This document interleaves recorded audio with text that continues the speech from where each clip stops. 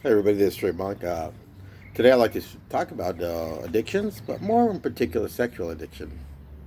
Um, I've been, for funny reason, I've been having a little bit of insight, or a lot, depending on how you look at it. And it's interesting because out here in the street, addiction is quite common, very regular, sought out for, uh, and um, and I think there's always a danger that one continues to fall into this addictiveness out here. And well, I was being curious a little bit, and I think the Lord has enlightened me a little bit about it. It's kind of scary in a way because it's just we're all vulnerable, and I don't know if I wanted to be prepared to see that or be enlightened in addictions, but I've cautiously kind of beginning to understand a little bit of addiction, especially sexual addiction. A lot of us, we're very, we try to live a very chaste life in our Christian journey, and we pretty much have things together. But there's times like recently for me um, where I'm beginning to see things through kind of addictive person's perspective, and this is what I've concluded with these addictions, especially sexual addiction. I think there's like a sense of freedom, unrestraint. There's two to this. It seems like one's moral guidelines are submersed. You know, they just when you're in these kind of addictions, I think um, one wants to kind of go at life unfettered, unrestrained. And I think in addictions, especially like a sexual addiction, that can happen, and it does. For some reason, the devil kind of seems to lock in to this addiction and always kind of direct you towards a continued desire for it. Always putting that in your mind and kind of confusing you, almost like blocking off our moral directives, our moralness, our what we learn as being morally correct. He kind of blinds you to it and just has you focus on that issue at hand. And I think it's kind of scary. You can get lost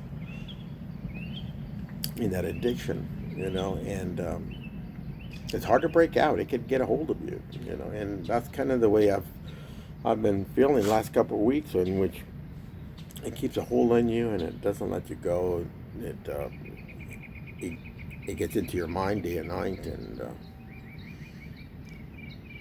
and sometimes you'll wonder if you're going to be able to get out of it. And but the Lord's been good. He enlightened me the other day, and I think I'm going to continue to pursue my faith and overcome these moments. As we also age, especially us men, we will often wonder if we, for us who are single, right, if we, our sexuality is connected to our maleness, and at a certain age, you kind of don't respond like you used to when you're younger, and sometimes sometimes you wonder whether your maleness is gone or diminished. But I think that might be something that is not of the Lord. I think we continue to be men, regardless of what age. But that's such a strong indicator. Sexuality is a strong indicator uh, as to who we are, but not totally.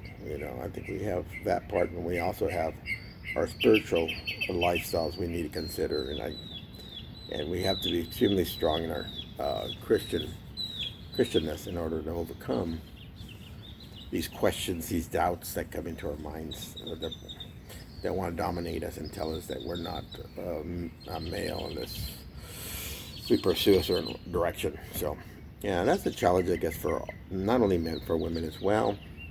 especially when you get older, we feel kind of less attractive or um, less male, less female, and sometimes, and I think that's where our spirituality has to jump in because we are still completely male, completely female, regardless of what our body is doing at that time. Interesting challenge, but it happens to the best of us, especially us who are singles. I don't know how the couples deal with it. I don't know, but as a single man out here, sexual addiction uh,